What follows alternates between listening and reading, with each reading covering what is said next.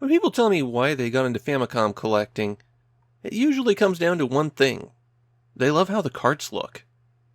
On other platforms, the games can look pretty samey. Officially licensed games all have the same housing, or they all use the same trade dress. And any cartridge that looks different is the weird outlier. Maybe the only major system where that isn't true is the Atari 2600, and that's because all of those other companies made their games without a license. The official Famicom library comes in every shade imaginable, and just under 24 styles. There isn't another system out there with this kind of variety. Let's take a look at all of these cute cartridges. And the first thing we're going to dive into is color. Everybody loves the Famicom Rainbow. And you can take it way past Roy G. Biv. Manufacturers define plastic colors by RAL code, and publishers could have those cartridges made in any color that they wanted. How did those colors break down? Well, let's have a look at this handy pie chart. Despite Famicom cartridges known for being colorful, black is the most common color that you'd find them in. Over 40% of all Famicom cartridges are just black. And the number 2 color is the equally thrilling white. There is a reason for this, and it's the one that you'd expect. Black plastic is the cheapest to manufacture. And of course, white plastic is the second most inexpensive. Once you're past that, though, it's pretty much just an aesthetic choice. It doesn't really cost significantly more to make red plastic than blue plastic. Although there are several that are more expensive to produce, all the way down at the bottom. Within those colors, there's a pretty wide variety of shades. I could have tried drilling down into light blue and dark blue, or split some hairs on what was yellow and what was orange.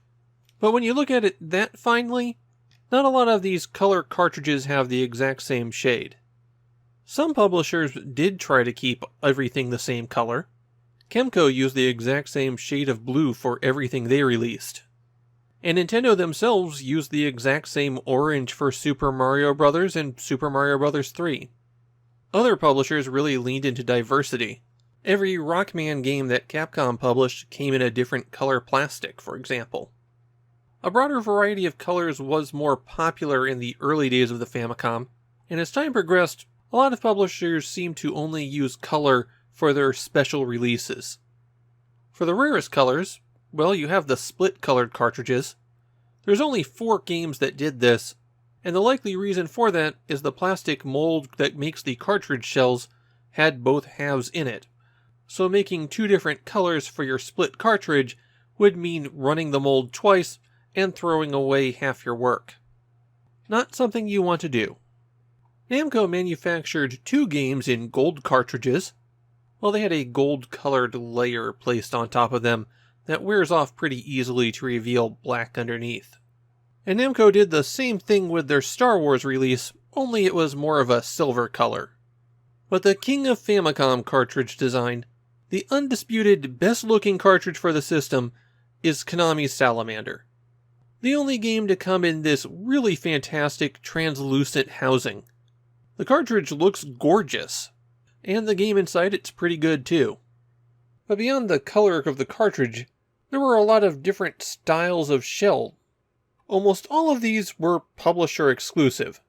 The reason for that is that the first third-party publishers to get on board with the Famicom included a lot of arcade game manufacturers who could produce their own circuit boards for inside the cartridge.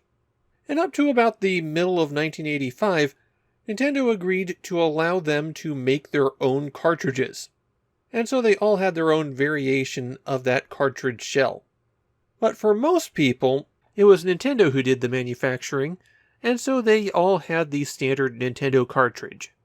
Commonly referred to as cassettes in Japan, this style of cartridge is recognizable for its beveled edges and the 2 holes on top that help it resemble that audio cassette. Nearly 70% of Famicom cartridges are of this style.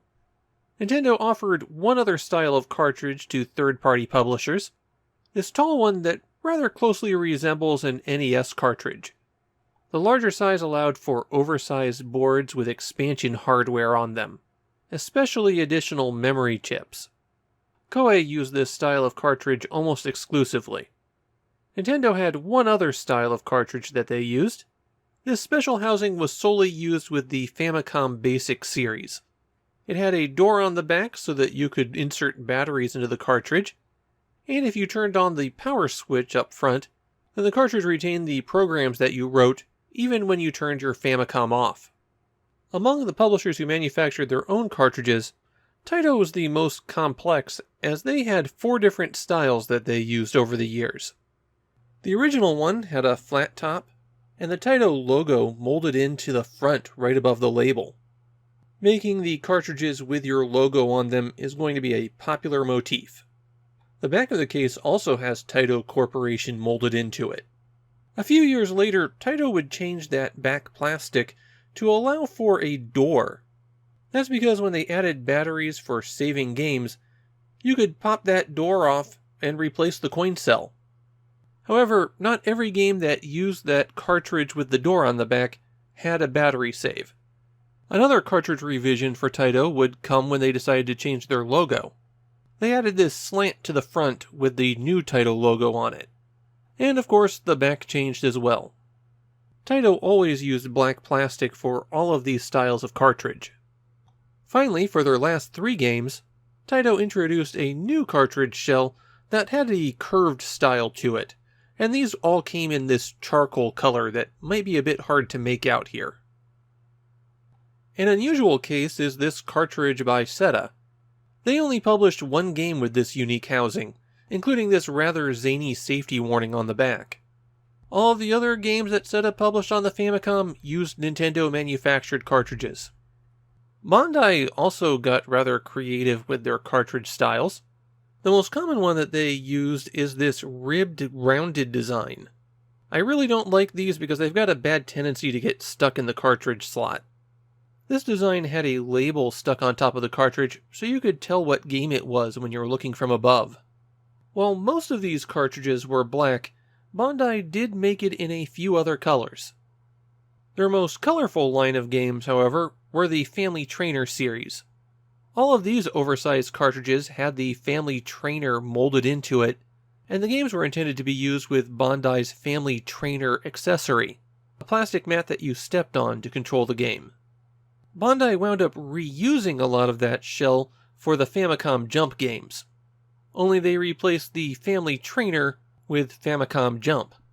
Though when they released Famicom Jump 2, the text still only reads Famicom Jump. Those were Bandai's standard cartridges, but there's a couple of odd outliers to mention. Karaoke Studio had a special housing design because it had a microphone permanently attached to it, plus the ability to plug in expansion cartridges. And naturally, those expansion cartridges had their own housing that didn't fit in the Famicom.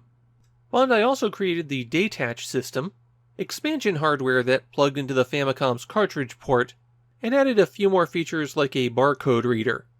The Detach had its own cartridge games that plugged into it, and these were much smaller than the standard Famicom cartridge. Perhaps the biggest standout in cartridge design came from Irem. Their early Famicom games had an LED embedded in them, giving the Famicom something that it lacked, an indicator that power was on. After a few years, they dropped the LED, but they kept most of the rest of the housing design, retaining that Irem logo built into the top of the cartridge. The backs of all Irem cartridges have a description of the game and a place to write your name on it. Irem was also good enough to put a sticker with the name of the game on top of the cartridge. All of the LED cartridges use the same cream color plastic that time has not been kind to, but for later releases, they varied up the color of the plastic. Similar to Irem was Jalico, whose original cartridge housings were really only notable for having the company name embedded in them. Jalico also liked having information about the game on the back of their cartridges, including some basic information on how to play it. These original Jalico cartridges tended to be pretty colorful. Later on, Jalico switched to large cartridges, and they only made these in black and white. These large cartridges had a dust cover on them, which was pretty easily lost. For a while, Jalico reduced the packaging for their games, and so the boxes that some of these large cartridges came in was a simple cardboard holder in a clear plastic shell showing the cartridge inside. For the most part, Sunsoft stuck to one cartridge design, just their logo embedded in the plastic. However, there was one game that Sunsoft got experimental with. Nantatate Baseball was their attempt to break the cycle of yearly baseball franchise releases, and the idea here is that you'd buy one game and then plug in regular roster updates. They made 2 of these roster update cartridges before they stopped, and those are some of the rarest Famicom accessories out there. Namco was the Famicom's single most prolific publisher, beating out even Nintendo, but Namco stuck exclusively to 2 different cartridge designs. Their first was a pretty basic housing that just had the Namcot logo in the upper left. Namcot was the name of Namco's home software division, as opposed to their arcade division. One distinctive thing about these cartridges is that Namco had a spot on top for a label, but they didn't apply it themselves. Instead, every game came with 3 different stickers that you could apply there. One that had a graphical design, one that had the title of the game in plain Japanese text, and a blank one for players to write in whatever they want. Even after they abandoned this cartridge design, Namco would continue to offer stickers with the games, and so you'll often find their cartridges adorned with the game's characters and logo. Namco almost exclusively used black plastic for these cartridges, except for the 3 that got a metallic coating. Later on, Namco would switch to oversized cartridges.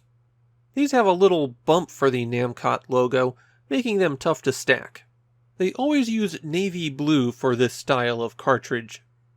The final publisher who got to make their own cartridges was Konami, and their early cartridges had a design that had a single label that applied and folded over the top, letting the title appear on top of the cartridge that way.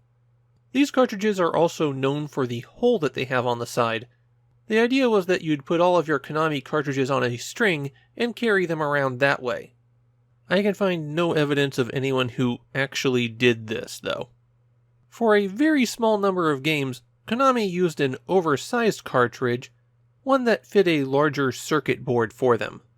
All of Konami's cartridges came in black, except of course for Salamander, which got that extra special treatment. And that's every style of Famicom cartridge out there. Naturally, unofficial carts came in an even wider variety of styles. When you have to make your own, you can do an awful lot.